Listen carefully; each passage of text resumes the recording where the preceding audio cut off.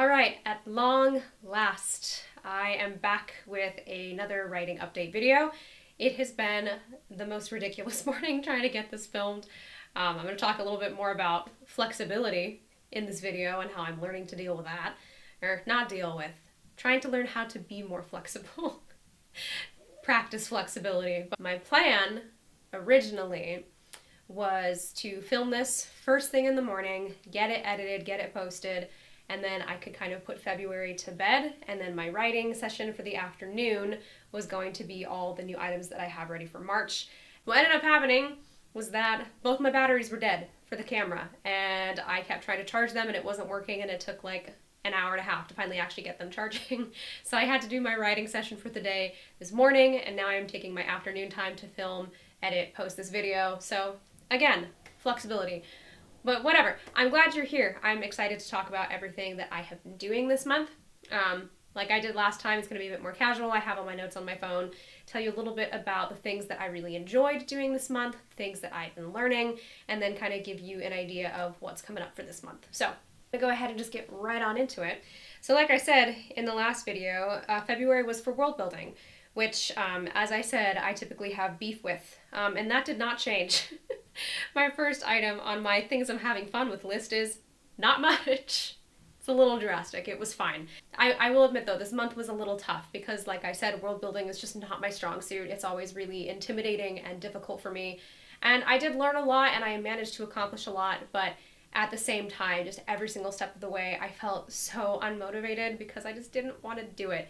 Every time I have to look at world building, I get so frustrated so easily, so overwhelmed, that I have a really hard time compartmentalizing all the tasks that I have to do. So it was a bit of a tricky month, I won't lie. But things that I did enjoy. Something that I got to do, a dear friend of mine asked if I would write a short story for a literary journal that he is helping with. And that's typically out of my comfort zone. I don't tend to enjoy writing short stories. They're not really my thing. Every time I try to write a short story, I just find myself kind of wondering what I'm doing, and I want to make it longer than it's supposed to be, and I just find myself wanting to turn the idea that I have for the short story into a novel or a novella.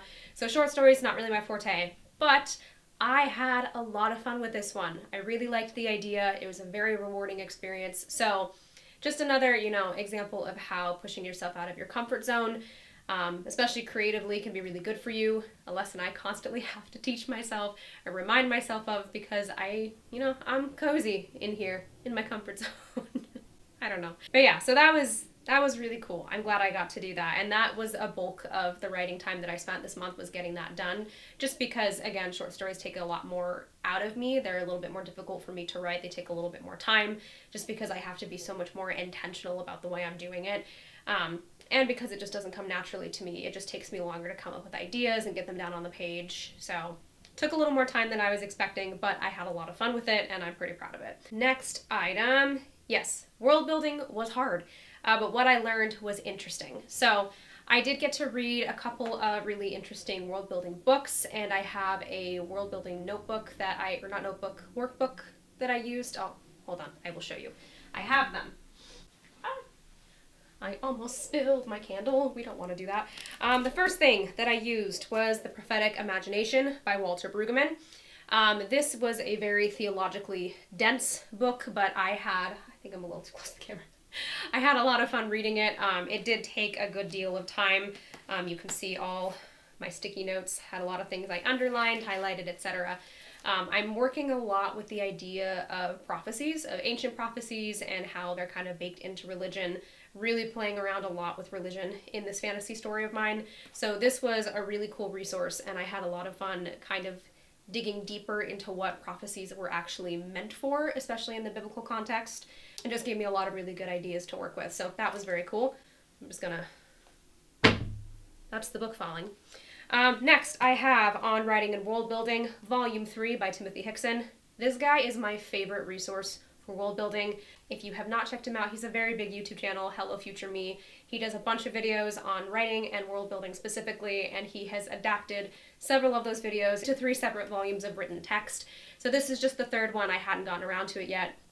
But there were several chapters in this that were especially relevant to what I'm doing. So again, was really useful, and I just always really like his stuff. So he's a great resource. Check him out if you're a world builder, fantasy writer, a writer in general. He's got really good tips and advice. He's really good about using examples from already existing stories in all different media formats to show kind of how to best do or not do these tips that he's talking about. So it's just a really useful resource. Gosh, it's gonna be so loud on the mic. And then finally, I used the Essential World Building Blueprint and Workbook by ScribeForge. So they've got just a bunch of different worksheets in here. You're able to kind of pick and choose which ones you want to work on, so you don't have to do the entire thing. I ended up typing up the questions for each section that I used so that I didn't have to write in the workbook. Some examples, I looked at the social structures worksheet, the values and ethics worksheet, religion, mythology, and philosophy was a huge one. I also looked at history, the history worksheet, and then what's the other big one that I did? Oh, magic systems and the locations and like geography worksheet. So there's a lot more in here, and not everything is necessarily relevant to every project, which is why I like it so much that you can kind of pick and choose. But this was useful because I tend to get so daunted by those world building questions. I don't really know where to begin with, like, just create your countries, your kingdoms, your fantasy world's history. Okay, no problem. It's really hard to do. It gives you more helpful questions and kind of helps you narrow down what it is you should be looking at and some of the questions you should be paying attention to. Even if you don't get to every single question or not all of them are like necessarily relevant, it helps to just start thinking about those things. So yeah, this was just a useful resource for me so that I could narrow down those overwhelming questions, because world building is hard. Not for everyone, obviously. I know some people are really into fantasy writing because of the world building element. Those are the questions that you like to look at. I know my husband is like that, where he's so fascinated just by the way the world works, and I am not that way. I go, I don't know, it just does. So world building, again, not my strong suit, really tricky. But those resources were very cool and very useful, so highly recommend. Yes, of the world building things, the thing that I had the most fun with this time was kind of coming up with a language. So I am not a linguist. Languages are really difficult for me. One of those things that doesn't really stick in my brain very easily. I have a hard time looking at other languages. So the idea of creating a fantasy language is wildly intimidating to me, but it ended up being the most fun that I had this month. So I'm looking at some more ancient Celtic languages, not necessarily basing them completely on that, but I'm trying to use certain root words or certain just sounds of the Celtic languages to create the language that I'm using. I'm not creating an entire language. I'm not Tolkien. I'm not trying to be. But specific words that are important to the world building, especially with naming things. So all of my names that I used to have for all my various locations and characters were pretty derivative, or they were just plucked out of, baby names books, or they're names that I thought sounded really cool and ancient, and apparently they're still in use today, and I just didn't know because I'm not part of a Celtic culture. I'm trying to not be derivative and lazy. I'm trying to be able to come up with as many names as I can. So that was really cool, picking apart certain words from the Celtic languages and being able to kind of just mash them together and play with the roots and play around with making them all into this one cohesive word that suits my purposes, that is its own thing. So that was fun. I had a lot that felt more like getting to play this month. All the other things were a little overwhelming and difficult, but that specifically, that was one of the last things I did that I actually ended up having a ton of fun with, which I wasn't expecting, because again, languages are hard for me, and that's an intimidating concept to have to make a fantasy language from nothing, but ended up being pretty cool, so I'll take it. Things I am learning. There's a lot of them this month. First one, I'm not stupid for not knowing things. Let me explain. With world building, one of the big things that frustrates me is, or something that I've tried to learn this month in particular, is that it is okay to look for resources. It is okay to ask questions. My husband very, smartly recommended that I use ChatGPT just to bounce ideas off of, and I said, no, that's cheating. I'm not allowed to do that. I'm learning, yes you are. I'm not just stealing from the robot. I'm not stealing and pilfering other people's ideas if I go and I look at what other people have said and what they have done. I'm not stupid for not knowing exactly how every single thing in the world works. It's not cheating to go find help and to go research those things. I think I have this just, thing born out of my own ego that I should just know these things, and if I can't think of ideas by myself, or I can't, conjure something out of my own imagination or my own logical reasoning to put into this fantasy world, that I'm cheating, that I'm stupid, that I'm not actually doing my job, that I'm not actually a good fantasy writer. I'm not necessarily the best fantasy writer. That's why I'm doing this. I'm trying to get better. But learning that it's okay to use those resources. It's okay if I don't know what such and such animal does for the ecosystem and what it would do if they left the ecosystem entirely. It's okay if I don't know about every single legal system in the world and how they function, and I have to go research that. I'm not cheating if I have to go seek help. Doesn't mean I don't have an active imagination. Doesn't mean I'm not creative. Just, that's a lesson I really had to learn this month, and something that I think I have to continuously apply to this idea of world building is I'm not cheating. I'm not stupid if I have to go seek help for it. It does not have to be perfect before I begin. So something else that I'm trying to debunk in my own brain is I must have every single detail of the world planned out before I begin writing, or it's not going to be good. That is not true. There is no feasible way I could do that. I would spend years building this world and not actually putting a single stitch of story onto the page.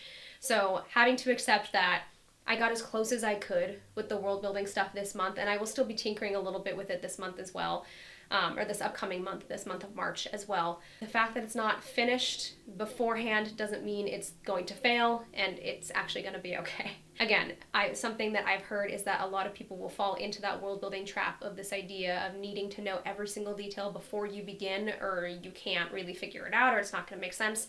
It's not true. I am glad that I'm taking the time to do this, because in the past, when I've worked on drafts of this, it definitely didn't make sense. A lot of the world was kind of scatterbrained. A lot of the things weren't really connected. It was kind of all over the place. So I'm able to simplify those things with all these details. Obviously, not all of them are going to make it into the book. That's fine. But having a better idea serves the story, but I don't need every single detail to be there before the story begins for it to work well. Having to accept that incomplete does not mean that it's not going to work. And I think a lot of this is going to become clearer as I put things down on the page. So the more that I write, the more that I spend time in this world and with these characters, some of these questions that I haven't been able to answer will become clearer the more that I work on it. Having those guiding questions is useful. Having a lot of those things answered ahead of time is useful. But if I don't have everything, a lot of it's going to be figured out as I'm working through the story anyway. Because I will be able to understand what is actually relevant to the story, things that I really do need to know, versus things that are just extraneous details that could help but aren't exactly necessary. Oh yeah, so much of the world building I've been impressed with lately doesn't have all the answers. The stuff that is important is kind of just baked into the story. So an example that I can think of right now is the Dream Blood duology by N.K. Jemisin that I read this past month. Her world relies a lot on religion as well. Religion and the monarchy, the society and culture as a whole. But she doesn't answer every single question about the entire world in that book, but you understand what's important and it feels real and lived in because of the way she focuses in. And I know Brandon Sanderson talks about this too in his world building lectures online, that the world building is an iceberg, and people think that, or with the iceberg analogy, I believe it was Ernest Hemingway that originally brought this into being. But the idea that you see the tip of the iceberg and then everything underneath is every single world building question answered. And that's not true. The way Brandon Sanderson phrased it was that the iceberg is hollow. So you pick a few things to really focus in on because that makes the world feel real, makes it feel realized, makes it feel lived in, even if you've only focused on a few elements of the world as a whole. You don't have to know the answer to every single question for it to still feel real. So yeah, that's something I've been super impressed with lately, especially Dream Blood duology. That one was really big. I just started reading The Priory of the Orange Tree, and the way that the story is written, she's not spending all this time explaining how the society works. It kind of just functions as it does through the characters and through the storytelling in general, so you get the idea without having to stop and explain every detail. So again, I think I put too much pressure on needing to know the answer to every single question, when really this idea of world building, there is an art to it, and it is just part of the storytelling. It isn't necessarily this massive skill I have to build and be perfect at before I begin, because it is just going to naturally serve the story if I work on it in the right ways. What else? Not everything will go according to plan, and that's okay. Yeah. This morning with the camera not working and everything being dead and having to rearrange my entire schedule, That's part of what made February difficult, is a lot of things didn't get finished. My schedule kept changing. I had so much going on this month, and so all these plans that I had set in place, I had to just keep, I don't want to say compromising, but rearranging and having to, like I said at the beginning, be flexible with. And that was really hard for me because I like to have my structure, I like to have my routine. And I think there's part of me that feels like I'm not accomplishing what I'm supposed to accomplish if I have to rearrange those things. Even if I'm still getting a good amount of work done, if it wasn't done on my terms, I feel like I failed.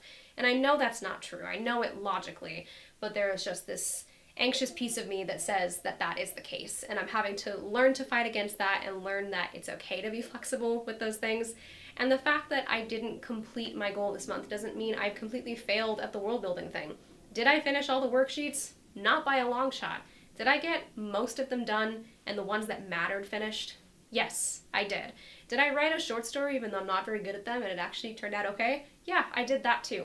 So learning to have grace with myself and to learn to be more flexible the way these things are. So one of the things that I'm learning about being a little bit more freelance with this career is that it's both a blessing and a curse that it is so flexible, and I have to be able to lean into both of those. Have my boundaries around the time that I have set aside as sacred for working, but also be okay to shift certain things around to get, life things done as well, and to allow for interruptions. That's a skill that I think I will have to work on forever, but it was especially apparent this month, having to be okay with being flexible and just rolling with the punches, because stuff will still get done and the things that matter will still be there, and it's okay if it doesn't all work out according to plan, because it's not the end of the world, and that's okay. Also, saying no is really hard for me. And I expect I will struggle with it for a long time. That was another part of what made this month difficult, is I said yes to way too many things. I am learning how to say no still. And the hard part is that it's saying no to people I love. It's saying no to plans with people that I want to see and spend my time with. Having to learn how to prioritize chunks of my time for the things that need to get done, but also, acknowledging the fact that I don't live in a vacuum and I need to be a good, wife and friend and daughter and member of the community, and that doesn't always serve protecting the writing time in the way that it needs to be protected. So just juggling all those things and learning to say no so that I can say yes to other things, trying to find the balance between them, I think is a lesson that I will be learning for a very long time. It's one that I'm having to undo years of people-pleasing, mantras in my head to be able to accomplish. And it's something I've talked with a lot of people about. I think I'm definitely not alone in that struggle. It's tricky to say no when it's your friends that you love that you want to hang out with you. And it's tricky to say no to your family that you also love and that loves you and that you want to hang out with you and you want to hang out with them. And, just being able to discern what matters for that day and in that hour or in that moment, being able to make those choices, that's something I thought I had a handle on. And it's one that I think I used to have a better handle on. Now, with a lot more commitments on both the career side and just the personal side, it's something I'm just going to have to spend a bunch of time learning, and this month made that abundantly clear, which is another reason why this month was kind of a struggle, because having to learn how to juggle those things takes, again, stretching that muscle of flexibility, but also learning how to manage my time again, which I thought I was good at and kind of not. We're learning. Yeah, I think that's the gist of it. Looking ahead, I'm so excited for this month because March is about plotting and outlining and getting ready for the first draft. If all goes according to plan, and it should, I hope. If it doesn't, it's okay. Remember, we're learning. But if all goes according to plan, I am supposed to start writing draft 1 on April 1st. So March, I am setting aside time to putting all these pieces together. I'm looking at all the character work I did in January. I'm looking at all the world building details I've worked on this month. I'm going to look a little bit more closely at the plot structure, figure out what the story actually is, what needs to happen within this first book at least, and then put all those elements together into a loose outline that I can follow when I get started. So I'm really excited about that. This is the part where, I'm so intimidated by approaching this first draft again. This story has existed in so many formats at this point, and approaching it as a blank slate again is a little bit scary. I know it's going to be a big task and it's going to take a lot of work and a lot of time, but the closer I get to it, the more excited I get. I miss these characters, I miss this world. I'm so ready to start putting things down on the page again. So I am super excited to spend this month just preparing for all of that. And then, yeah, April 1st, we start writing. So we'll see. Oh, yes, I will be doing my first readathon in a few weeks here. So I will be starting at midnight and working up to 11:59 p.m. and reading as much as I can. So keep an eye out for that. That's going to be in the next few weeks, and I'm really excited to get into that. And then I announced this on Instagram, but in case you missed it, for book reviews moving forward, I had another moment this month of realization, of meltdown, where I was so overwhelmed by everything I had to do. And my dear husband very gently pointed out that maybe I don't have to make a video for every single book that I read. And he was right. As much as I love being able to talk about the things that I'm reading and the things that I'm writing super in depth and do a video for every single thing that I'm doing, it just takes so much time. It takes half a day to a full day of work when I have to do a video, and there's just not enough days and not enough hours to be able to prioritize all those things. And I noticed that it was starting to cut into my time where I was supposed to be writing, and I was not getting writing things done. Part of the reason why the world building stuff didn't get done was I was spending a bunch of time trying to get all the videos caught up and finished, and it just didn't work, and that's okay. So for book reviews moving forward, I still review every single book I read on Goodreads. So I've linked that in my link tree, and it's on my Instagram. And I'll link it below. I think I usually do in the videos. But if you're interested in a book that I have read, that you know I've read, that I've read this year, and I've not done a video for it and you want to know my thoughts, you can find my thoughts on Goodreads. Usually I post those a few days after I finish the book, and I've had some time to kind of sit on my thoughts and figure out exactly what I want to say about it. But yeah, so moving forward, you can expect a few less videos from me, but I will still be active on Instagram, on Goodreads, and you can still expect videos like this. So this month, obviously we've got this one right now. I will also be doing my first readathon. I'll probably have 1 or 2 book reviews this month, and then of course another writing wrap up at the end of March as we get ready to go into writing the first draft. That's it. Last thing you can expect from me is another update at the end of this month. I'll tell you all about how March goes with the plotting and the outlining, and then we begin on April 1st. So I'm so excited. I'm ready. I can't wait. Thank you as always for listening to me ramble. I feel like I didn't have as much to say this time around, but again, it was a weird month, and that's all right. I'm learning how to deal with weird months, and stuff still got done. Like, I've got a bunch more answers to why my world works the way it does than I did before I began, so I'll take that. I really appreciate you all consistently encouraging me, staying tuned, interacting with what I'm doing here. It's been great fun so far, so excited to continue on this journey with you. If you feel so inclined, you can like and subscribe. Otherwise, I will talk to you guys soon. Thank you.